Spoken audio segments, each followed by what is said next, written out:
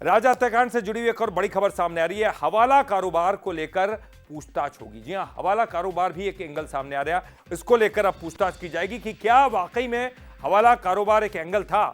करोड़ों रुपए शिलोंग लेकर गई थी सोनम, ये बात जब निकलकर सामने आई तो इस एंगल से अब पूछताछ की जा रही है। और खास बात यह है कि सोनम का जो भाई है गोविंद, उससे भी पूछताछ होगी। जांच के घेरे में सोनम का भाई है, जो कि लगातार राजा के परिवार के साथ दिखाई दे रहा था। राजा के परिवार के साथ, राजा की मां के साथ भी वो जो है वह सांत्वना देते हुए नजर आया था, रोते हुए नजर आया था। लेकिन अब तमाम एंगल्स जो है वो जांच की सुई गोविंद पर भी जाकर टिकी है। जांच के घेरे में सोनम का भाई गोविंद आ चुका है। आरोपी राज के खाते से भी ट्रांजैक्शन हुआ, ये भी बात सामने आई है। लाखों रुपए का ट्रांजैक्शन हुआ।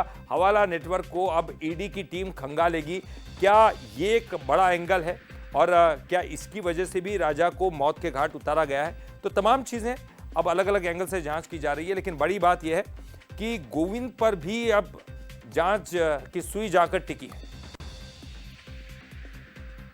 तो करा है, मगर उन्होंने बोला है कि आप आ सकते हैं 2-4, मतलब मैंने खुद उनसे रिक्वेस्ट करी कि मेरे को थोड़ा फैमिली संभाल लेने दो, अगर इमरजेंसी तो मैं खुद आता हूँ। तो उन्हें ऐसा इमरजेंसी जताया नहीं है, मगर आपको आना पड़ेगा, ये ज़रूर उन्होंने बोला है। तो मैं जाऊँगा। अभी तो ये थोड़ा कार्यक्रम निपट जाए तो मैं 1-2 दिन में निकलने वाला हूँ।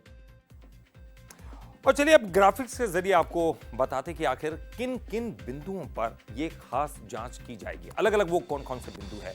सवाल जो पहला बिंदु है, क्या सोनम राज के पीछे कोई तीसरा था? देखिए, यह भी बहुत महत्वपूर्ण सवाल। और क्या हत्या का मकसद पैसा था या संपत्ति थी? इस बिंदु पर भी जांच हो रही है। क्या सोनम खुद ब्लैकमेल हो रही थी, यानी कि सोनम तो एक मोहरा भर थी, कोई और था इसके पीछे और खुद सोनम को भी ब्लैकमेल किया जा रहा था? इसके अलावा चौथा बिंदु, क्या यह हत्या क्राइम ऑफ पैशन नहीं थी? यह भी एक बड़ा महत्वपूर्ण बिंदु, इस पर भी जांच हो रही है।